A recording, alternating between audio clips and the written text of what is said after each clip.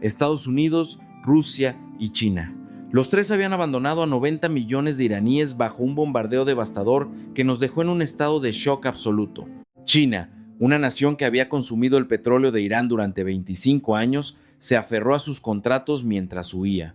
Rusia, nuestro supuesto aliado militar durante 40 años, ni siquiera contestó el teléfono. Pero en el momento en que todas las grandes potencias del mundo nos dieron la espalda, solo una nación actuó, y lo hizo en apenas 2 horas. La sorprendente confesión del embajador de Irán, que vivió 7 años en México y fue testigo de todo, está a punto de ser revelada en su totalidad. Antes de empezar, por favor suscríbanse a este canal, presionen el botón de me gusta y muestren su apoyo a México con el comentario ¡Viva México! En mis 58 años de vida, solo una vez he sentido que el corazón se me detenía al escuchar el timbre de un teléfono. La primera vez fue al amanecer, hace 32 años, cuando recibí la noticia de la muerte de mi padre. Y la segunda fue aquella noche, en mi habitación en la residencia del embajador de Irán, ubicada en el Paseo de la Reforma, en el corazón de la Ciudad de México. Aquella noche, escuché el timbre de teléfono más aterrador y cruel de mi vida. Mi nombre es Amir Hosseini, un seudónimo para proteger mi identidad, un ex embajador poco conocido enviado por la República Islámica de Irán a México. Pasé 7 años en la residencia de la embajada en el Paseo de la Reforma, un diplomático de carrera. Hoy, quiero confesar con total honestidad la experiencia más humillante y desgarradora de mis 32 años de carrera diplomática, y me veo obligado a usar un nombre falso. Aquella noche era una noche de invierno particularmente fría, con un viento cortante que soplaba en la Ciudad de México. El reloj marcaba las 2:47 de la madrugada. Yo dormía profundamente en mi dormitorio del segundo piso de la residencia, abrazado a mi manta. A través de la silenciosa avenida, las brillantes luces nocturnas de la Ciudad de México se reflejaban débilmente en mi ventana. El fragante aroma del té de azafrán iraní que mi esposa había preparado por la tarde aún flotaba en el aire. Pero en ese instante, el teléfono de seguridad especial para diplomáticos, colocado junto a mi almohada, sonó de repente con un estruendo ensordecedor, como si una bomba acabara de explotar a mi lado. Después de 32 años como diplomático, reconocí instintivamente lo que significaba esa llamada a esa hora. Sin duda, era la línea conectada exclusivamente a la red de comunicaciones de emergencia de nivel 1 ultra secreta del Ministerio de Asuntos Exteriores en mi patria. En 32 largos años, este teléfono solo había sonado al amanecer exactamente 3 veces, y las 3 veces fueron para anunciar la muerte de alguien o el comienzo de una guerra. Agarré el auricular con manos temblorosas. Al otro lado de la línea, escuché la voz temblorosa y urgente del jefe del Departamento de Oriente Medio del Ministerio de Asuntos Exteriores en Teherán. Embajador, despierte inmediatamente. Nuestro país está siendo atacado. Un ataque aéreo a gran escala por parte de Estados Unidos y las fuerzas de la coalición occidental comenzó a las 3 de la madrugada. Las instalaciones nucleares y las bases militares al norte de Teherán están siendo bombardeadas. En este momento el 70% de nuestra red eléctrica ha sido destruida. Más del 90% de las comunicaciones están cortadas. Al escuchar esas palabras, un miedo extremo se apoderó de mí. Sentí como la sangre de mi cuerpo se congelaba desde los pies hasta el corazón. Mi corazón latía tan violentamente que parecía que iba a salirse de mi pecho. El auricular que sostenía con fuerza resbaló por el sudor. A duras penas, logré articular la pregunta más apremiante. ¿Cómo está la situación en Teherán? ¿Los daños a civiles? ¿Mi familia está a salvo? Un silencio asfixiante se prolongó por un momento desde el otro lado. Ese breve silencio se sintió como 100 años para mí y fue terriblemente cruel. Finalmente, el jefe del departamento respondió con una voz temblorosa y débil. La comunicación dentro de Teherán está completamente cortada. No podemos confirmar la situación en las áreas civiles. La seguridad de la familia del embajador tampoco puede ser confirmada en este momento. Lo lamento profundamente. Mis manos, que sostenían el auricular, no dejaban de temblar. Mi anciana madre, mi esposa, mi hermana menor y mi sobrina pequeña. Mi familia, mi corazón, atrapados en el infierno de un bombardeo. Una sola frase diciendo que no podían confirmar si estaban vivos o muertos me partió el pecho como un mazo gigante. Azoté el teléfono, salté de la cama como un loco y corrí a la sala de estar. En el momento en que encendí la televisión, La escena que apareció ante mis ojos era un infierno que ningún ser humano podría soportar ver directamente. Los principales noticieros de todo el mundo transmitían simultáneamente lo mismo. Las hermosas calles de Teherán, por las que solía caminar cada mañana para ir a trabajar hace 7 años, ahora estaban en llamas. Misiles caían del cielo como lluvia. Edificios majestuosos se derrumbaban como cajas de cartón en la pantalla. Civiles heridos abrazaban a sus hijos, gritando y corriendo. Todo transmitido en vivo. Me desplomé en el sofá, mirando fijamente la pantalla y golpeándome el pecho una y otra vez. Nunca había sentido que el título de diplomático y la carrera de la diplomacia fueran tan inútiles e insignificantes como un trozo de papel rasgado en ese momento. Mi país ardía, mi familia podría estar agonizando, pero yo solo podía sentarme en una cómoda sala de estar en la Ciudad de México, a medio mundo de distancia, viendo la televisión. Apreté los dientes y me puse de pie. La única regla de supervivencia que había aprendido en mis 32 años de carrera diplomática de repente cruzó mi mente como un relámpago. Aférrate a las grandes potencias. Solo ellas pueden salvarnos. Yo era un diplomático experimentado y sereno. Había pasado 32 largos años viajando por 48 pascalices y sobreviviendo en el campo de batalla de la diplomacia. El primer principio de la diplomacia que se había grabado en mi médula ósea durante 32 años era muy simple y cruel. Cuando ocurra una crisis, aférrate a las grandes potencias. Solo las grandes potencias que controlan el dólar pueden determinar el destino de las naciones débiles. Esta era la regla absoluta de la diplomacia que nunca había cuestionado en toda mi vida. Justo después de las 3 de la mañana, comencé a llamar a los embajadores de las naciones poderosas con sede en la Ciudad de México. El primero en contestar el teléfono fue el embajador chino. China era el país que había estado succionando 180 millones de barriles de petróleo crudo cada día de nosotros, Irán, durante los últimos 25 años, obteniendo enormes ganancias de hasta 45,000 millones de dólares anuales. Sin nuestro oro negro, la mitad de las fábricas de China se detendrían y las luces de sus ciudades se apagarían. Estábamos convencidos de que éramos el sustento inseparable de China. Después de 7 timbres, finalmente, el embajador chino contestó. Le expliqué la situación con voz urgente y solicité la ayuda inmediata del gobierno chino, así como una reunión de emergencia del Consejo de Seguridad de las Naciones Unidas. Sin embargo, la voz del embajador chino desde el otro lado de la línea era completamente diferente a lo que había imaginado. Una voz fría, seca, llena de formalidad oficial, sin el más mínimo atisbo de urgencia, preocupación o ira, como si escuchara la noticia de un incendio en la casa de un vecino. Señor embajador Hosseini, entiendo perfectamente la situación, pero en este momento, en Beijing, también nos encontramos en una situación muy compleja.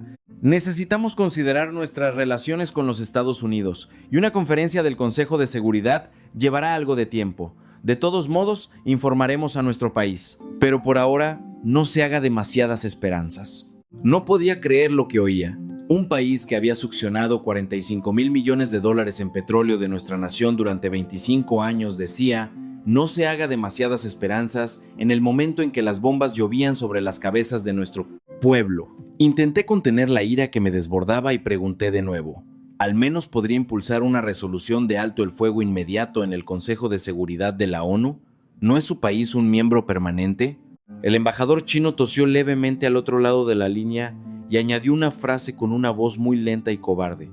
Señor Hosseini, para serle franco, en este momento, confrontar a los Estados Unidos no nos trae ningún beneficio. Usted también es diplomático, seguramente lo entiende. El teléfono se cortó con un clic. Me quedé allí un momento, agarrando el auricular como si estuviera petrificado. Ningún beneficio. Ese fue el resumen de la verdad de un gigante que se había autodenominado gran potencia durante 25 años mientras se llevaba nuestro petróleo, todo reducido a 3 palabras: ningún beneficio. Solo por ese mísero beneficio, nuestras 90 millones de vidas no valían ni un trozo de papel. Sin embargo, no me di por vencido. Si China no, ¿qué hay de Rusia? Rusia era el país que nos había vendido 35,000 millones de dólares en armas durante los últimos 40 años y había proclamado con orgullo al mundo entero que éramos estrechos aliados militares. Era la gran potencia que había declarado audazmente que nos apoyaría cuando enfrentáramos la presión de Estados Unidos. Marqué el número del embajador ruso. El teléfono sonó 1, 2, 5 veces. Nadie contestó. Volví a llamar 15 veces. El teléfono seguía sonando sin que nadie respondiera. La tercera vez que llamé, desde el otro lado de la línea solo se escuchaba el frío y mecánico tono de ocupado repitiéndose sin cesar. Rusia, el país considerado nuestro aliado militar durante 40 años, ni siquiera contestaba el teléfono. Me apoyé en la pared, mirando el techo. La pintura blanca del techo parecía reírse de mí.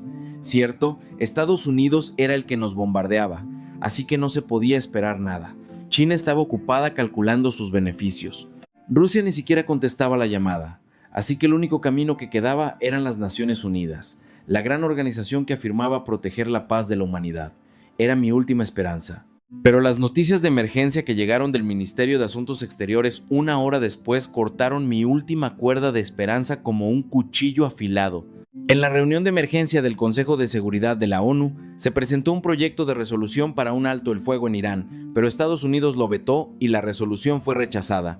La razón de Estados Unidos para vetar fue una sola frase: continuar las operaciones militares hasta que las instalaciones nucleares de Irán estén completamente neutralizadas.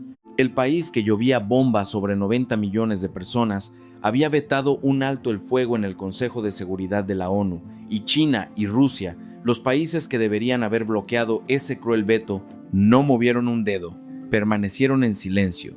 En ese momento, me enfrenté a la verdad más cruel de mis 32 años de carrera diplomática. Para ellos, desde el principio, no éramos humanos. Solo tierra con petróleo, una buena cartera para comprar armas en su lucha por la hegemonía.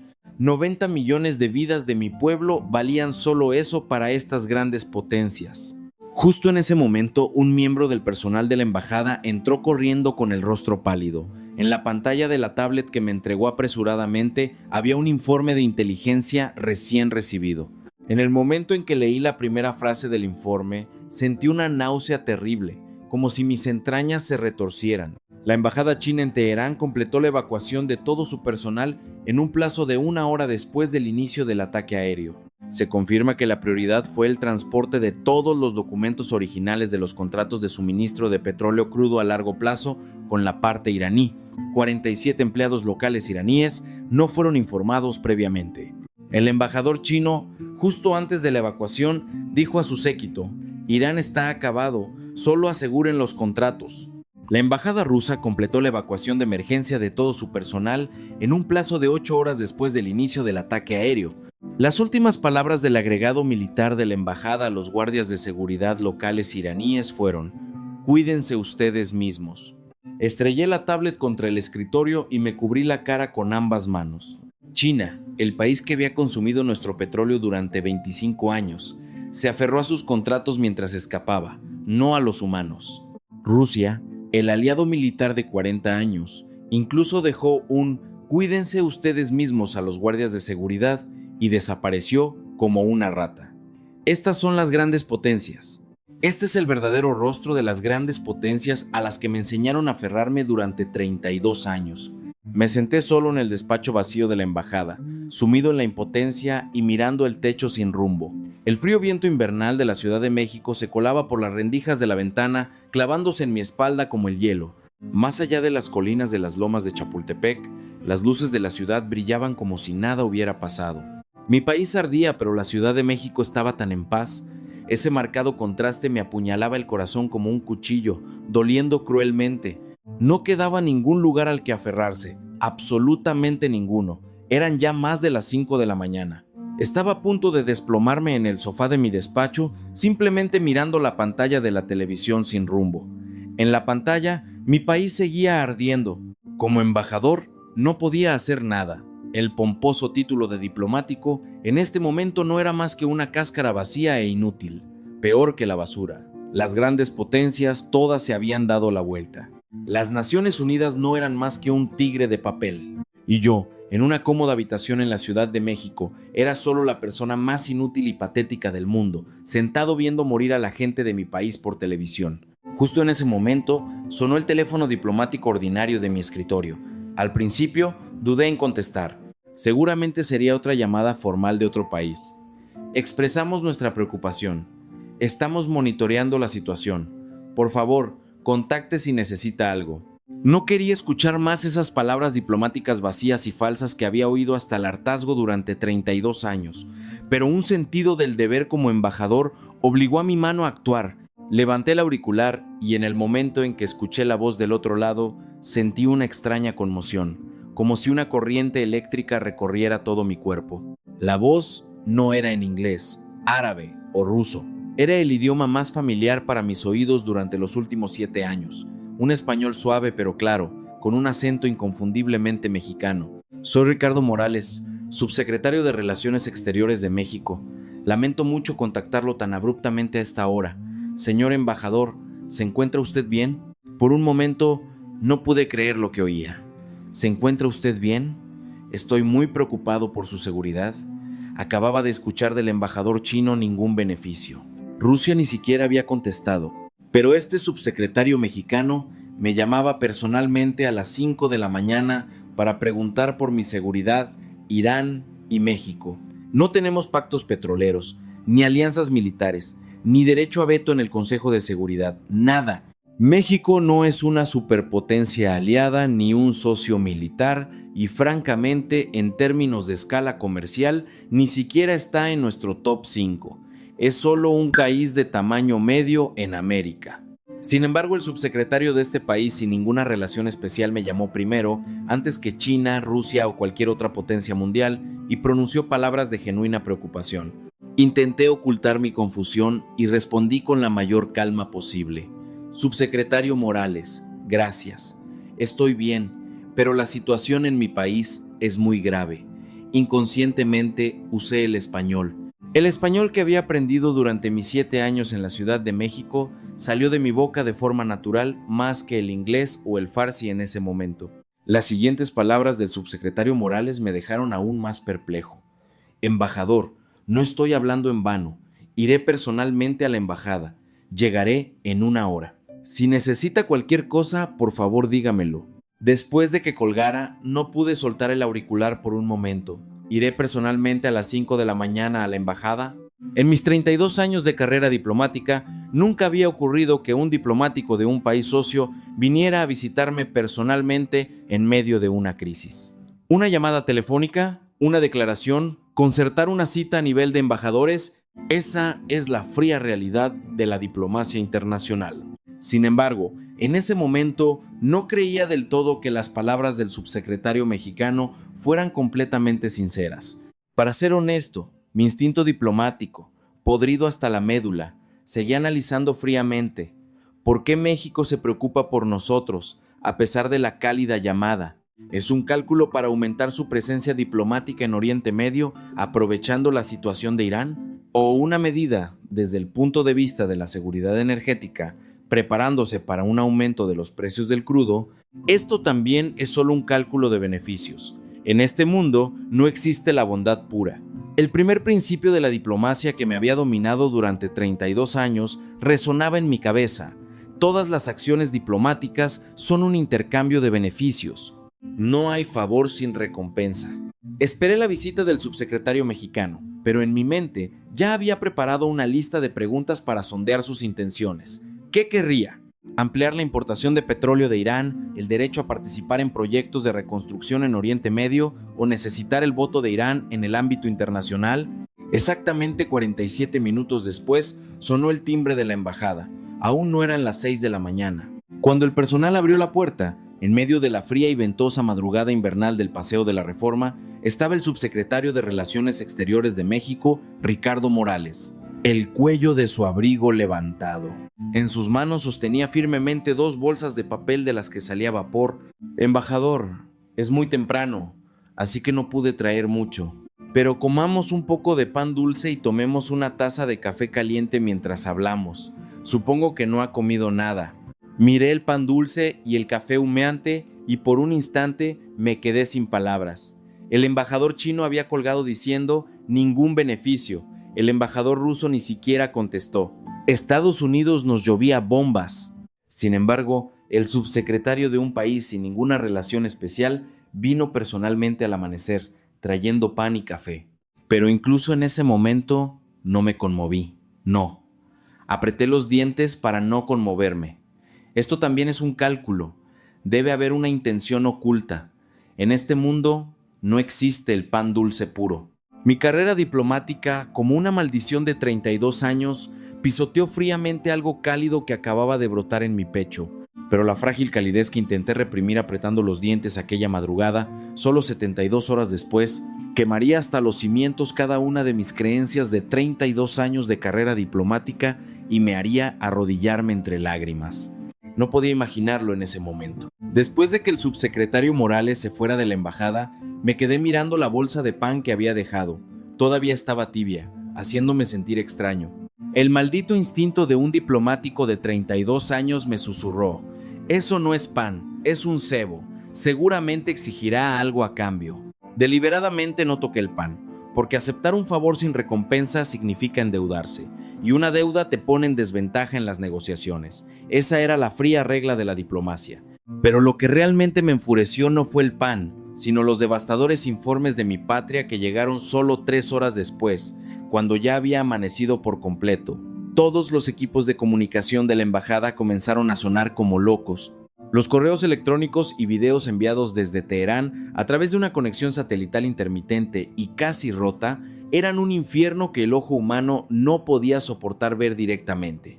Primera imagen: una niña pequeña de unos 7 años.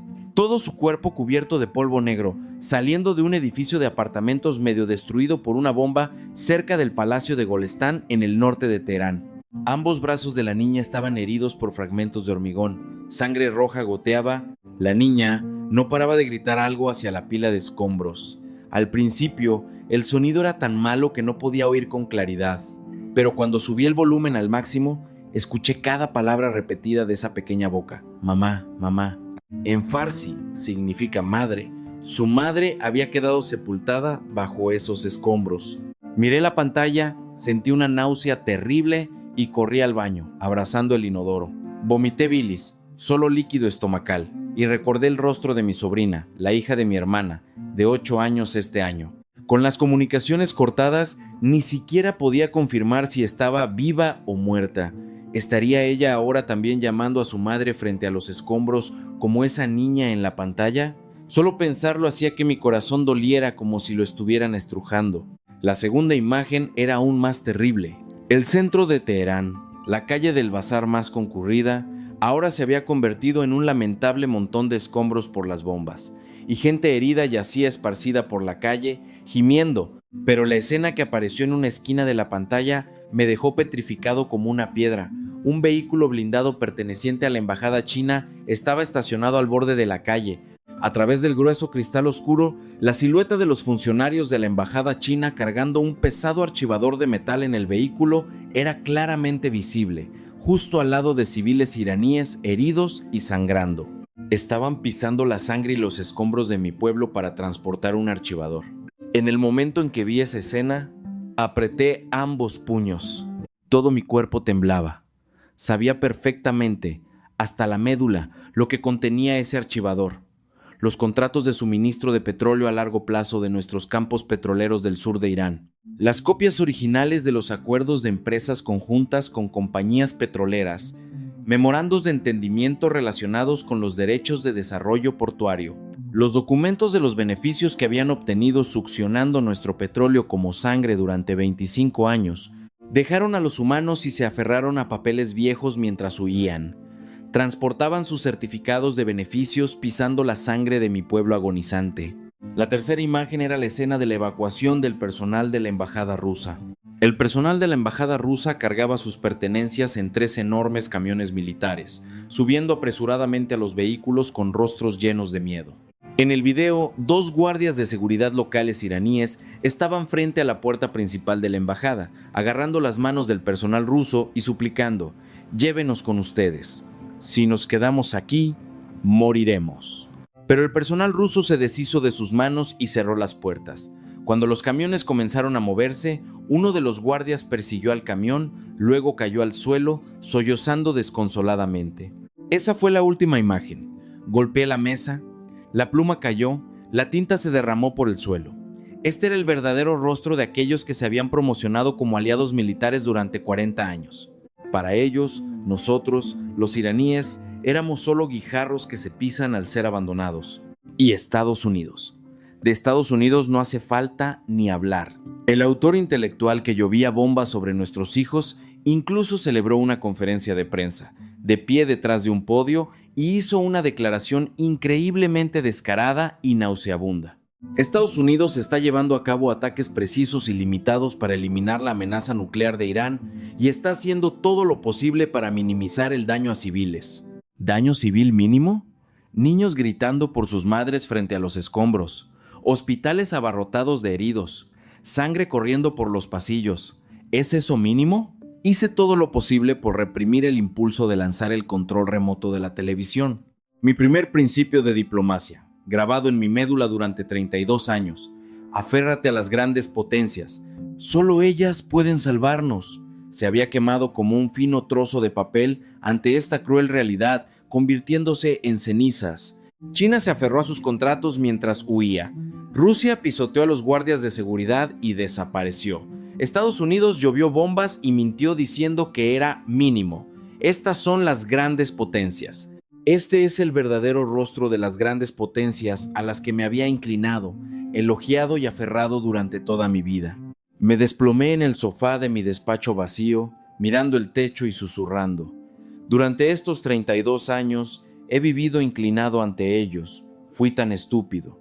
No estúpido, sino cómplice.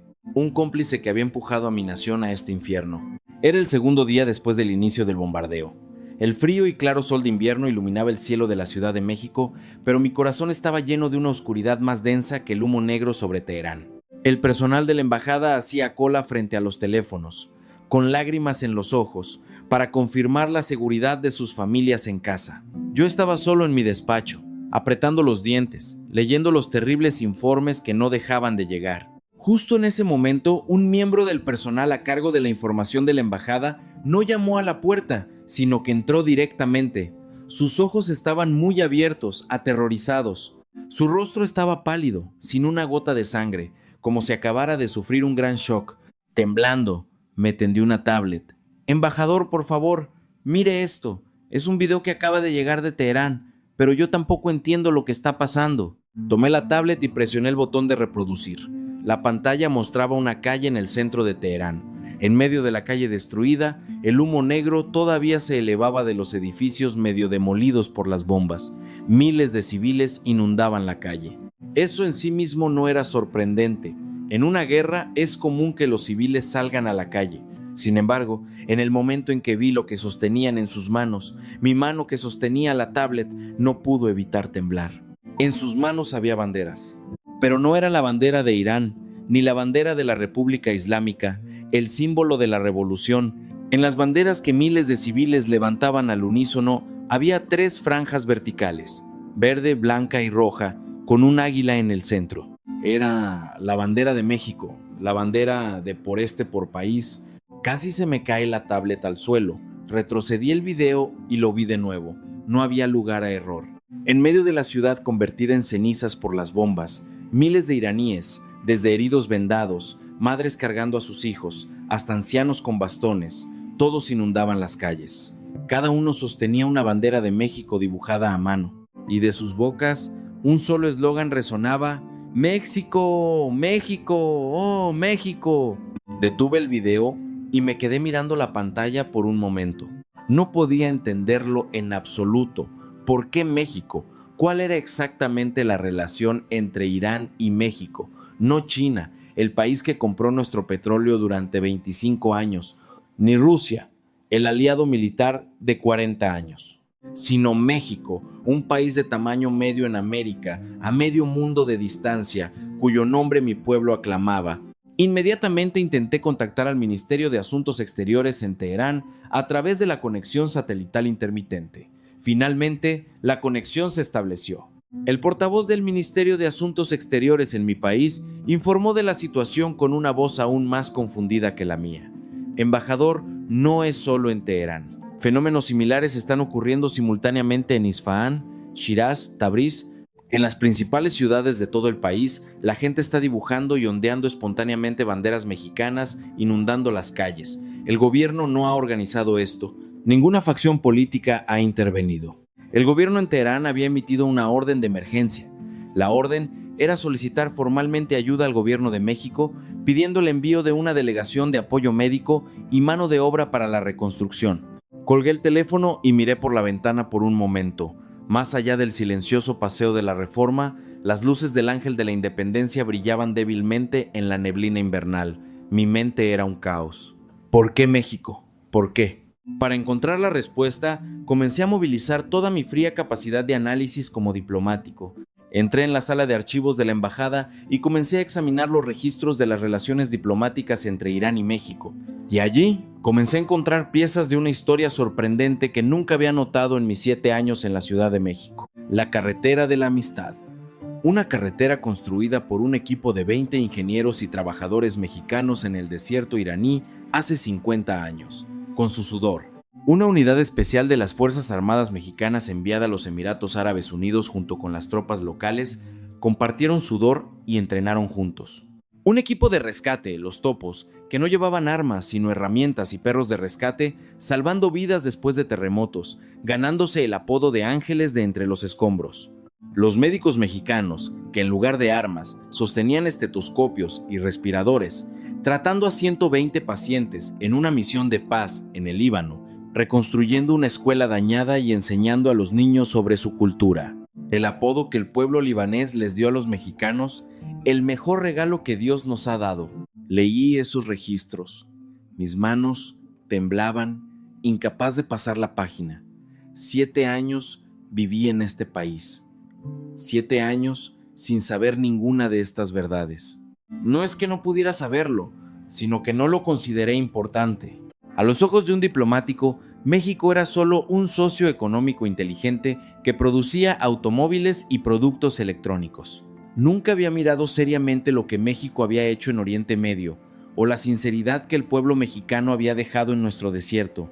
Sin embargo, ahora, 90 millones de personas de mi país, en medio del infierno de las bombas estadounidenses, coreaban el nombre de nadie más que México.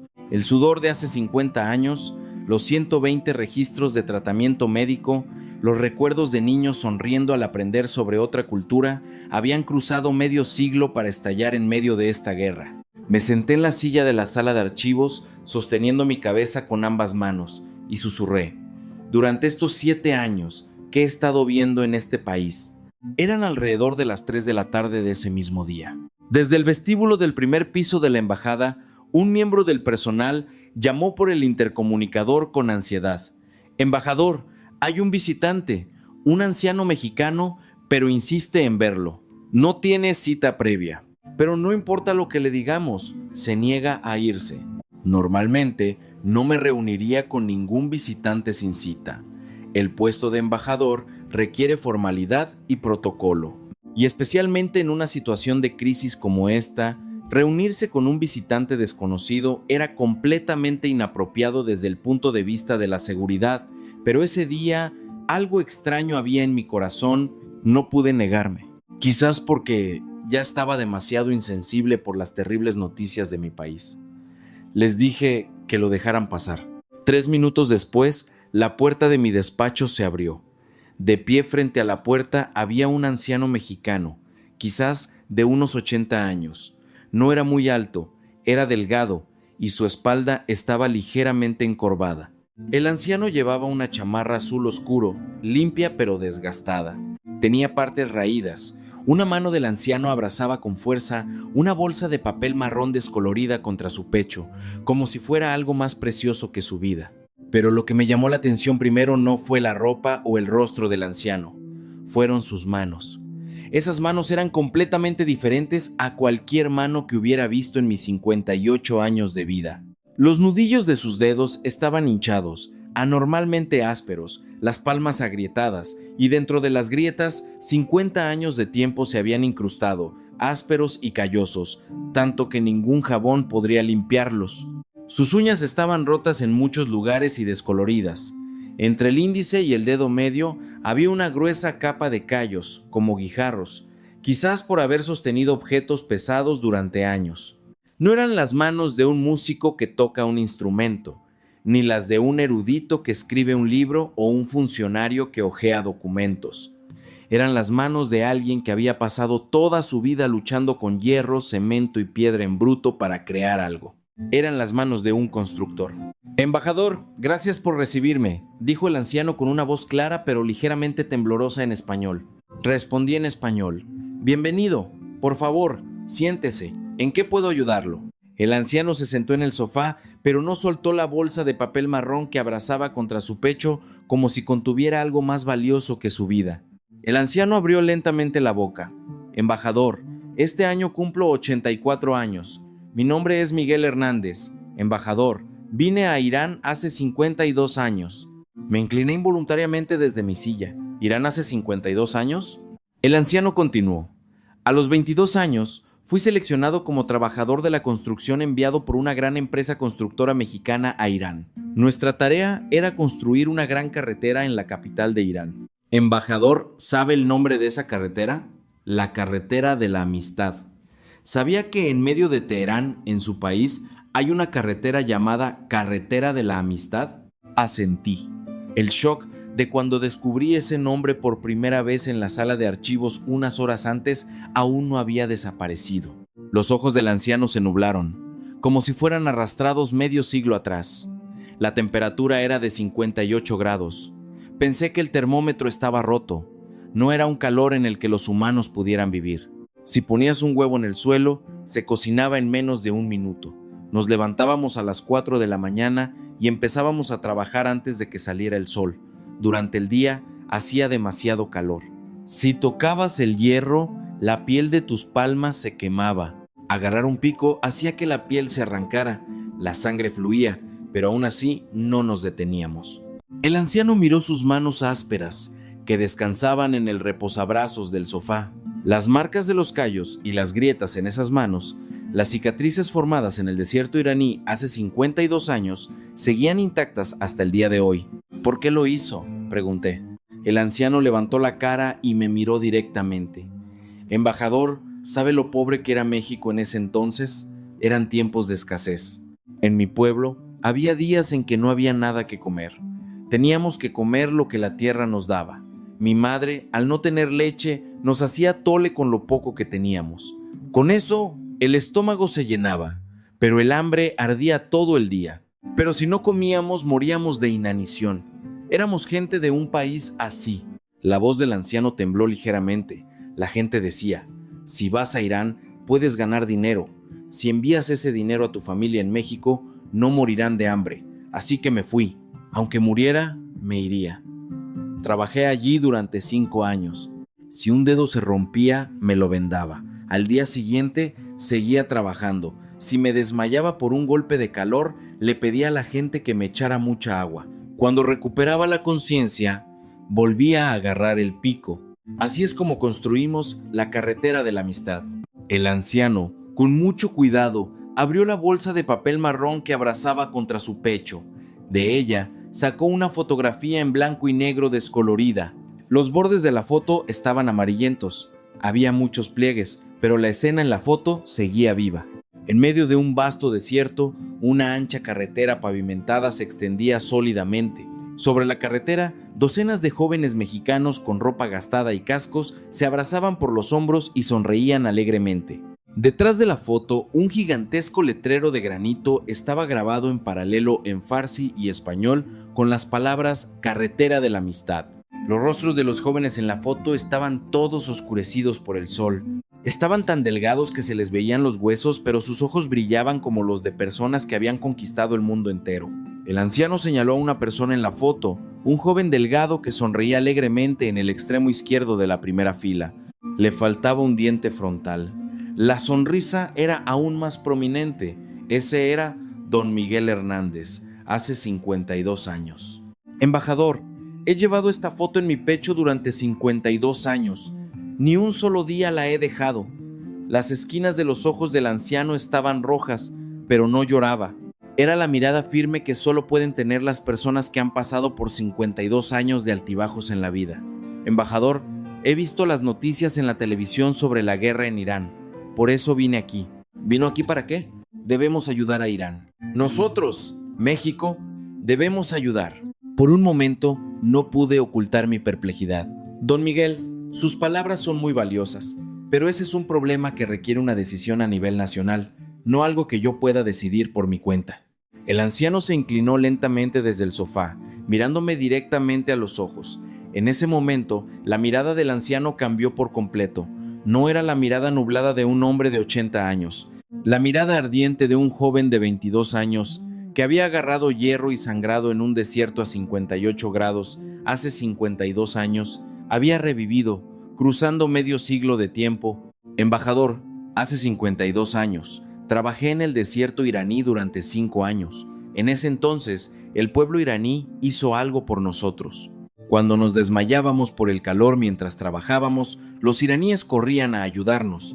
Aunque ellos mismos no tenían suficiente agua, vertían agua de sus cantimploras y nos la daban de beber. Una vez me desmayé por un golpe de calor y estuve en cama 3 días.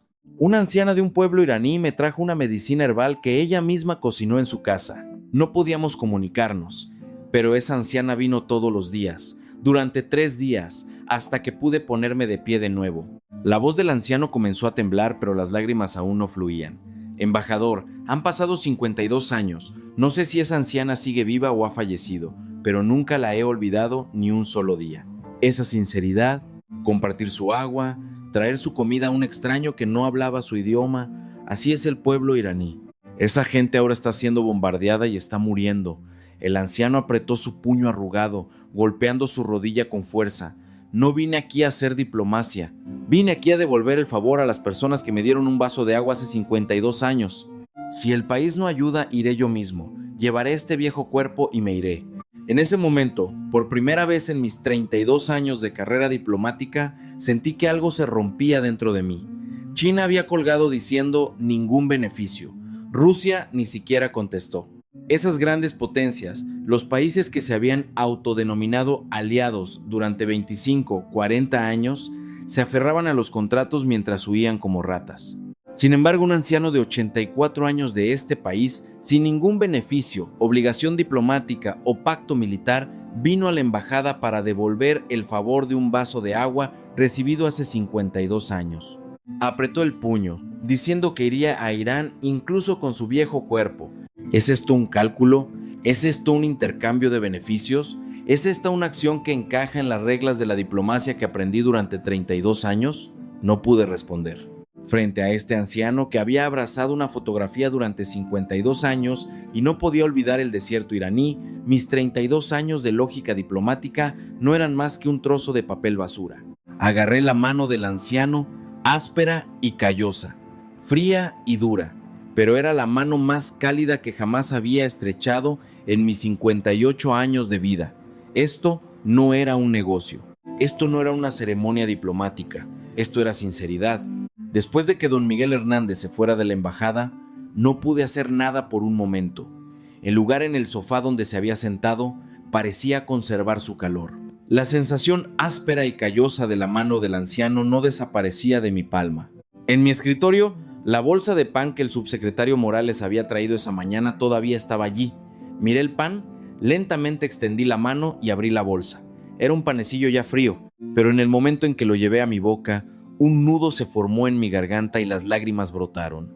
Imaginé la imagen del subsecretario que seguramente se había detenido en una panadería al amanecer para comprar este pan. Un subsecretario de Relaciones Exteriores comprando pan en una panadería de madrugada y corriendo a la embajada de otro país. ¿En qué país del mundo se puede ver una escena así? Sin embargo, el verdadero milagro que me hizo arrodillarme ocurrió solo unas horas después. Eran alrededor de las 9 de la noche. El subsecretario Morales volvió a llamar. Embajador, mañana por la mañana habrá una reunión de emergencia ampliada a nivel ministerial en la Secretaría de Relaciones Exteriores. Es para discutir la política de respuesta oficial del gobierno de México a la situación de Irán. Embajador, puede asistir en persona y presentar la situación de Irán. Por un momento, no pude creer lo que oía. Que un embajador extranjero asista y hable en una reunión de política interna de un gobierno socio es algo extremadamente raro en la historia de la diplomacia internacional. En mis 32 años de carrera diplomática, nunca había recibido una invitación así.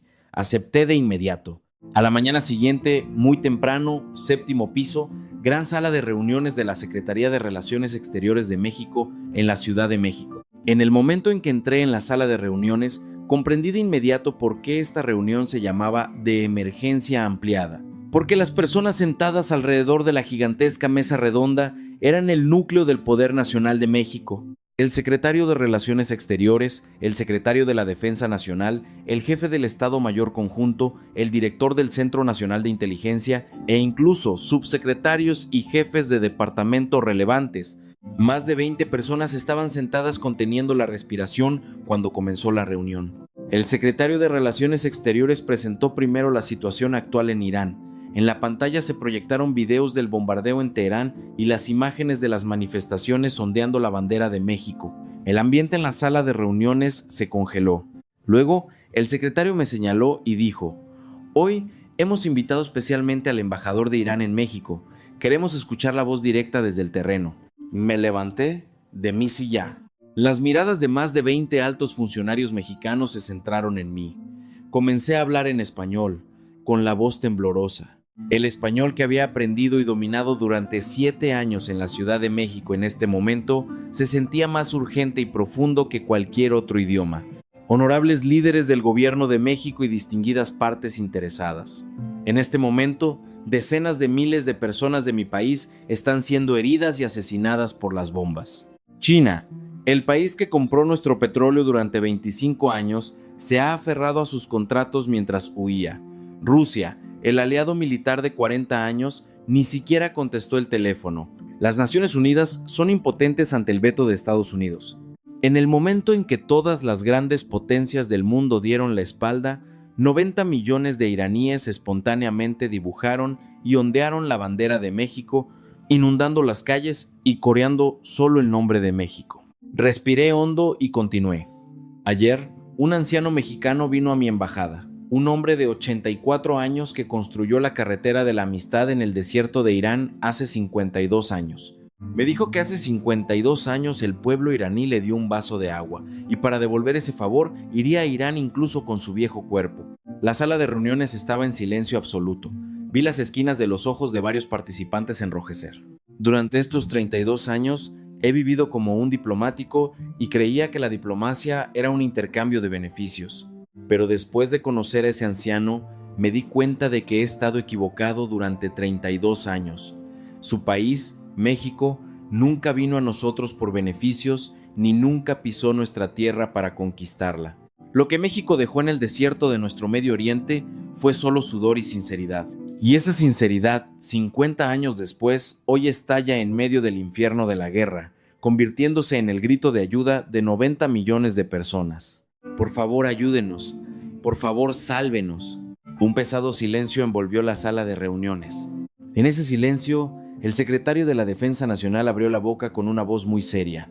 Las palabras del embajador son una petición muy sincera y dolorosa. Sin embargo, como secretario de la Defensa, debo expresar una preocupación práctica. En este momento, el territorio iraní es una zona de guerra donde se están llevando a cabo operaciones militares lideradas por Estados Unidos. Enviar personal de las Fuerzas Armadas mexicanas a esa región es un acto que pone en peligro directamente la seguridad de nuestros ciudadanos. Además, Estados Unidos, el país que ataca a Irán, es nuestro socio más importante. Nuestra acción de enviar un equipo de apoyo a un territorio donde se están llevando a cabo operaciones militares estadounidenses podría causar graves consecuencias diplomáticas para la relación México-Estados Unidos. Las palabras del secretario de Defensa eran frías, pero no erróneas. Sentí que mi corazón se enfriaba. ¿Era esto también un cálculo de beneficios? ¿Prestar atención al rostro de la superpotencia estadounidense y hacer oídos sordos a los gritos de una nación débil? ¿Era esa la cruel realidad de este mundo? Pero justo en ese momento, alguien desde una esquina de la sala de reuniones levantó la mano. Era el jefe del Estado Mayor Conjunto. El general uniformado sostenía una fotografía sobre la mesa. La foto era uno de los documentos explicativos que yo había entregado. Era la imagen de un niño iraní herido, vendado, ondeando una bandera de México dibujada a mano en medio de los escombros de una bomba. Señor secretario, yo también soy un soldado. Calcular el riesgo es normal para un soldado, pero a este niño que ondea la bandera de México en la foto, ¿podemos responderle que no vamos porque hay riesgo? Las Fuerzas Armadas mexicanas han sangrado por la paz en Oriente Medio, en los Emiratos Árabes Unidos, en el Líbano. En ese entonces, ¿no había riesgo? Sí, lo había, pero fuimos. ¿Por qué fuimos? Porque somos el ejército mexicano. El ambiente en la sala de reuniones volvió a vibrar con fuerza. Varios participantes comenzaron a asentir de acuerdo con las palabras del jefe del Estado Mayor, pero el secretario de Defensa aún mantenía un rostro severo. En el momento de la diferencia de opiniones, un ambiente tenso envolvió la sala, como si la temperatura hubiera bajado a cero.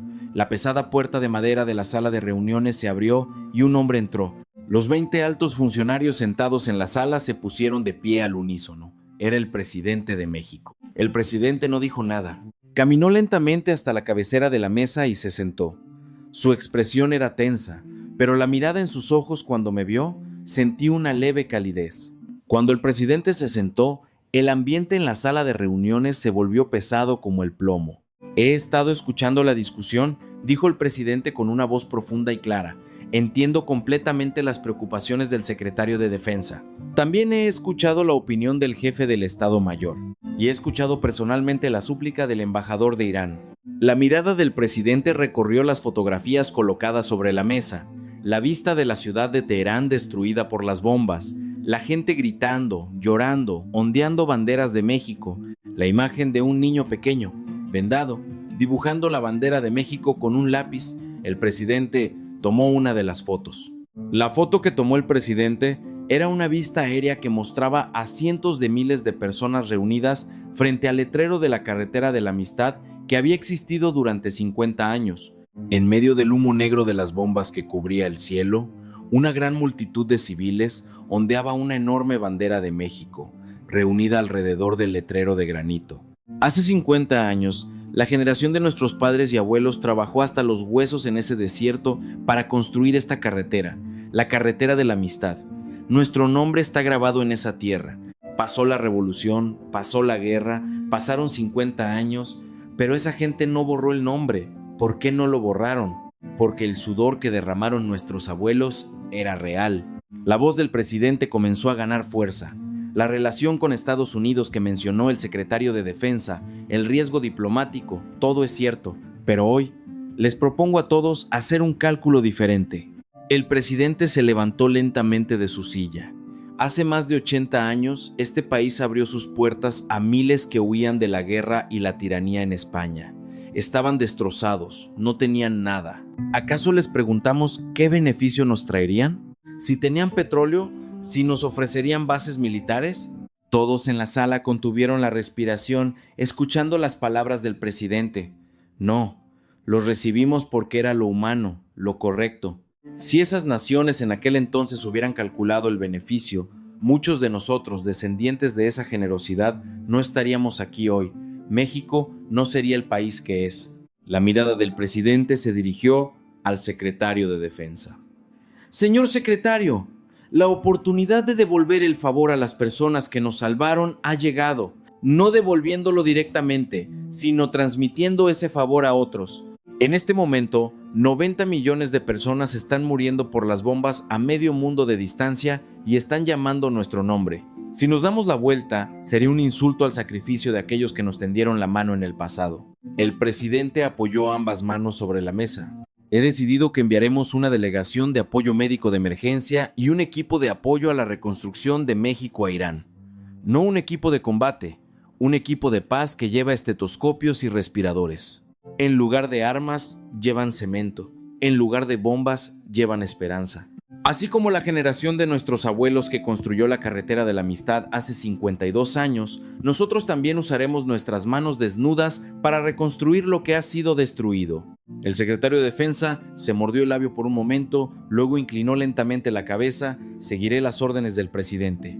El jefe del Estado Mayor Conjunto saludó militarmente. El secretario de Relaciones Exteriores asintió. Todos en la sala de reuniones expresaron su acuerdo.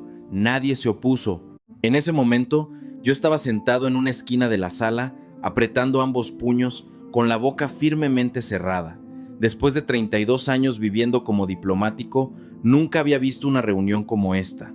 Una reunión que no preguntaba por beneficios, una decisión que no calculaba, Una decisión que escuchaba los gritos de la gente de un país extranjero que moría a medio mundo de distancia, en lugar de mirar el rostro de un aliado gigante como Estados Unidos. Esto era México. Después de que terminó la reunión, no pude levantarme de mi silla. Solo en la sala de reuniones vacía, miré al techo y escuché el sonido de todas mis creencias de 32 años de carrera diplomática rompiéndose, como los pedazos de un cristal de ventana que se hace añicos. La diplomacia es un intercambio de beneficios. No hay favor sin recompensa. Aférrate a las grandes potencias. Solo ellas pueden salvarnos. Todos esos nobles principios eran una mentira. China había obtenido 45,000 millones en ganancias, pero cuando la crisis golpeó, huyó. Rusia había vendido 35,000 millones de dólares en armas, pero ni siquiera contestó el teléfono. Sin embargo, México, un país sin ningún beneficio, vino de madrugada con pan. Un anciano de 84 años vino y dijo que iría, incluso con su viejo cuerpo, y el presidente había decidido enviar tropas para devolver un favor de hace décadas. ¿Es eso un beneficio? ¿Es eso un cálculo? No. Es una sola palabra que solo puede explicarse con el nombre de México. No está escrita en ningún libro de texto de diplomacia del mundo. No se analiza en ninguna tesis de política internacional. Era sinceridad. Desde el momento en que el presidente de México tomó la decisión de enviar la ayuda, el país comenzó a moverse con una velocidad aterradora y feroz, más que cualquier gran potencia que hubiera visto en estos 32 años. Solo 4 horas después de la decisión, 3 gigantescos aviones de transporte de la Fuerza Aérea Mexicana estaban alineados en la pista de la Base Aérea Militar de Santa Lucía, motores rugiendo. En el fuselaje de los aviones de transporte, el símbolo de la Cruz Roja y la bandera mexicana brillaban intensamente. En el vientre de esas gigantescas aves de acero se cargaron 6 quirófanos móviles, suministros para un hospital de campaña, 38 toneladas de medicamentos, equipos de purificación de agua, generadores eléctricos y 100 oficiales médicos militares, junto con enfermeras y 200 ingenieros militares de reconstrucción. Presencié la escena de la partida en vivo desde la torre de control de la base aérea. La Secretaría de Relaciones Exteriores de México me había invitado a la escena, algo sin precedentes. En la fría pista, a las 5 de la mañana, 300 miembros del personal militar estaban formados en línea recta. En sus hombros no había rifles, sino mochilas médicas. En sus cinturas no había cartucheras, sino botiquines de primeros auxilios. El comandante se paró frente a las tropas y dio una orden breve y firme. No vamos a matar enemigos, vamos a salvar gente. No olviden el sudor que derramaron nuestros abuelos al construir esa carretera en el desierto hace 52 años. Vamos a cumplir la promesa de esas gotas de sudor. Los 3 aviones de transporte rugieron como truenos, cortando la noche, corriendo por la pista y despegando hacia el cielo. El símbolo de la bandera mexicana pintado en las alas cruzó el cielo del amanecer sobre la Ciudad de México como un rayo de luz. Apoyé mi frente en la ventana de la torre de control, mirando fijamente hasta que los aviones de transporte desaparecieron entre las nubes. 300 jóvenes mexicanos en esos aviones.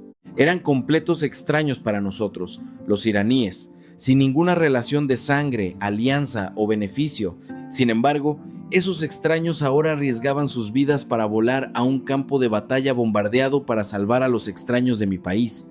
8 horas después, se informó que los aviones de transporte habían aterrizado en un aeropuerto temporal en el sureste de Irán, y 2 horas después llegaron noticias urgentes de que habían completado el movimiento por tierra hacia Teherán. Estaba monitoreando la situación en vivo en la sala de información de la embajada, pero a partir de entonces, las imágenes enviadas desde Teherán comenzaron a conmocionarme por completo. Primera imagen: la Delegación de Apoyo Médico de México instalando equipos en un hospital de campaña temporal en el sur. Solo 3 horas después de bajar del avión, los quirófanos móviles ya estaban instalados y funcionando con electricidad. Frente a los quirófanos, cientos de iraníes heridos por las bombas hacían una larga fila. Los médicos militares mexicanos se apresuraban a examinar a cada herido y comenzaban a clasificarlos por prioridad. Pero en el video había una escena de un joven médico militar mexicano sosteniendo en sus brazos a un niño iraní herido. La pierna del niño estaba atravesada por un fragmento de hormigón. La sangre fluía, el niño lloraba de miedo. El médico militar abrazó al niño y le susurró en un farsi entrecortado: no pasa nada, pequeño.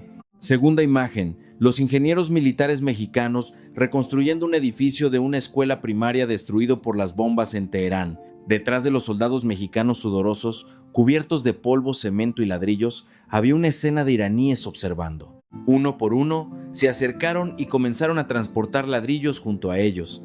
No se entendía ni una palabra de sus idiomas, pero la vista de los soldados mexicanos y los civiles iraníes de pie, hombro con hombro, transportando ladrillos, era la prueba de una alianza más fuerte que cualquier tratado diplomático. Tercera imagen. Esta fue la imagen que realmente me destrozó. La carretera de la amistad en el norte de Teherán. Cientos de miles de iraníes se reunieron frente al letrero de granito que había existido durante 50 años. Eran las mismas personas que se habían reunido cuando el bombardeo del ejército estadounidense se detuvo temporalmente. En sus manos todavía tenían banderas de México hechas por ellos mismos. Pero en medio de la multitud caminaba un soldado mexicano con el símbolo de la bandera de México. Era un joven soldado del equipo de reconstrucción. Cuando el soldado se detuvo frente al letrero de la carretera de la amistad y saludó militarmente, cientos de miles de iraníes estallaron en un grito unísono. ¡Viva México! ¡México ha llegado! ¡Estamos salvados! Cuando ese grito atravesó los altavoces de la pequeña pantalla en la embajada y llegó a mis tímpanos, no pude soportarlo más. Me desplomé en el suelo desde mi silla. El escudo diplomático que había poseído mi alma durante 32 años, el falso muro de hierro de beneficios y cálculos, se hizo añicos como el cristal ante el grito de cientos de miles de personas. Se derrumbó por completo. Y justo en ese momento llegó el informe más sorprendente desde el terreno en Teherán, la reacción de la Guardia Revolucionaria de Irán. La Guardia Revolucionaria es la organización armada más poderosa y férrea de Irán. Nunca han permitido que tropas extranjeras ingresen al territorio iraní. Es su principio de hierro. Había preocupación por parte de México de que un enfrentamiento con la Guardia Revolucionaria fuera inevitable cuando la delegación de apoyo mexicana ingresara a Teherán. Sin embargo, el contenido del informe fue el siguiente. 4 vehículos blindados pertenecientes a la Guardia Revolucionaria se alinearon en la carretera por la que se esperaba que pasara la delegación de apoyo médico de México para entrar en la ciudad de Teherán. Sin embargo, los vehículos blindados no impidieron la entrada de la delegación mexicana. Por el contrario, los 4 vehículos blindados se movieron al frente y detrás de los vehículos de la delegación mexicana, formando una escolta y asegurando la seguridad de la ruta de entrada. La acción de la Guardia Revolucionaria escoltando a una delegación militar extranjera fue un evento sin precedentes en la historia de la República Islámica de Irán. Leí el informe y entendí hasta la médula por qué. Porque México no era un enemigo, porque no traían armas, sino estetoscopios y respiradores, porque no venían a robar, sino a reconstruir una escuela destruida, porque los descendientes del país que usó sus manos desnudas para construir la carretera de la amistad hace 52 años, vinieron a reconstruir lo que había sido destruido con sus manos desnudas. Incluso la Guardia Revolucionaria equipada con armas no pudo evitar bajar sus armas y abrir paso ante esa sinceridad. Solo la sinceridad derrota a las armas. Fue esa noche. Después de confirmar todas las conmovedoras noticias del terreno iraní, apagué todas las luces de mi despacho en la embajada y me senté solo en la oscuridad. Fuera de la ventana, vi la vista nocturna de la silenciosa avenida del Paseo de la Reforma. Las farolas tenues en la neblina invernal, una vista que había contemplado cada noche durante 7 años. Pero hoy, el impacto era completamente diferente. Hace 7 años, cuando llegué por primera vez a esta ciudad para asumir mi cargo, había definido a México como una potencia económica asiática inteligente que producía semiconductores y automóviles. Para nosotros, Irán, un socio comercial bastante importante. Nada más, durante 7 años viviendo en esta ciudad, había asistido a cientos de banquetes diplomáticos, realizado docenas de negociaciones a nivel de jefes de Estado, intercambiado miles de telegramas diplomáticos secretos y solo había mirado la superficie de México. ¿En qué lugar del mundo se encuentra su PIB? ¿Cuál es la escala de sus exportaciones? ¿Cuál es su fuerza militar? ¿Cuál es su influencia diplomática? Había intentado entender a este país solo con estadísticas y documentos, pero en estas 72 horas había visto el verdadero rostro de este país, no estadísticas, sino personas. Un subsecretario de Relaciones Exteriores que compra pan en una panadería a las 5 de la mañana y corre a la embajada de otro país. Un anciano de 84 años que arrastra su viejo cuerpo para visitar y devolver el favor de un vaso de agua recibido en el desierto de Irán hace 52 años, un presidente que decide enviar tropas sin tener en cuenta los beneficios, diciendo que es hora de devolver un favor de hace 75 años. 300 jóvenes que llevan estetoscopios y respiradores en lugar de armas y vuelan a un campo de batalla bombardeado. Un médico militar que abraza a un niño iraní que no habla su idioma y le susurra: "No pasa nada, pequeño". Esto es México. Este es el verdadero corazón de este país, del que solo había visto la superficie y no me había esforzado por ver el interior durante 7 años. En la oscuridad, abrí lentamente el cajón de mi escritorio. Dentro había una copia de la fotografía en blanco y negro que don Miguel Hernández me había dejado. La foto de los jóvenes delgados que sonreían alegremente frente al letrero de la carretera de la amistad hace 52 años. Tomé la foto y la contemplé. La levanté hacia el cielo nocturno de la Ciudad de México, más allá de la ventana. En ese momento finalmente entendí por completo por qué 90 millones de iraníes no llamaban el nombre de Estados Unidos, China o Rusia, sino el nombre de México. No es porque la fuerza militar de México sea grande, ni porque su poder económico sea grande, y mucho menos porque México sea un miembro permanente del Consejo de Seguridad de la ONU. México no es un miembro permanente del Consejo de Seguridad.